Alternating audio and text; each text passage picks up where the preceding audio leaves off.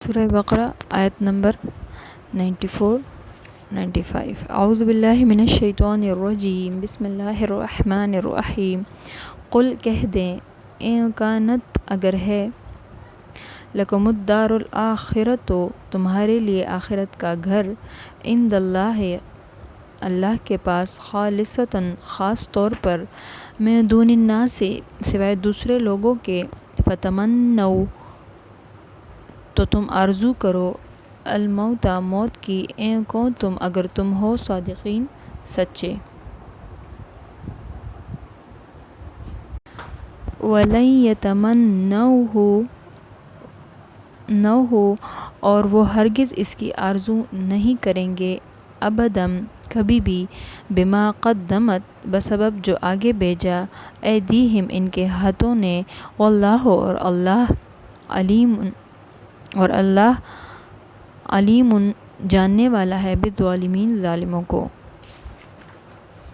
قل ان کانت کہہ دیں اگر ہے، لکم الدار الآخرۃ تمہارے لیے آخرت کا گھر، عند اللہ اللہ کے پاس، خالصتاً خاص طور پر، من دون الناس سوائے دوسرے لوگوں کے، فتمنوا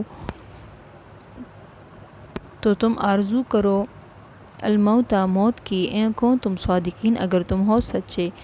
وَلَن يَتَمَنَّوْهُ اور ہرگز اس کی آرزو نہیں کریں گے، ابداً کبھی بھی، بما قدمت بسبب جو آگے بھیجا، ایدیہم ان کے ہاتھوں نے، واللہ اور اللہ علیم بالظالمین جاننے والا ہے ظالموں کو۔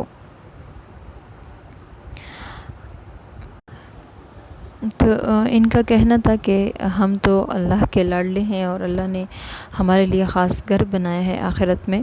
تو اللہ فرماتا ہے کہ تم لوگوں کو اگر اتنا یقین ہے جنت کا تو پھر موت کی تمنا کرو اگر تم سچے ہو۔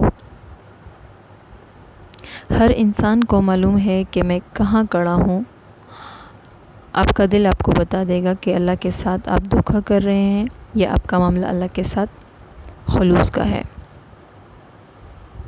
تو پھر دنیا قید کی طرح لگتی ہے جب اللہ کے ساتھ خلوص کا معاملہ ہو۔ اس دنیا میں رہنا ہے، مجبوراً رہنا ہے، لیکن یہاں رہنے کی خواہش اگر ہے تو آخرت پر ایمان نہیں رہا۔ اللہ کے ساتھ اپنا معاملہ خلوص اخلاص کا نہیں ہے۔ اس آیت میں یہ ہے کہ یہ لوگ ہرگز نہیں کریں گے موت کی تمنا، وجہ ان کے کرتوت ہیں جو ان کے ہاتھوں نے آگے بھیجے ہیں، اور اللہ ان ظالموں سے واقف ہے۔ وآخر دعوانا الحمدللہ رب العالمین۔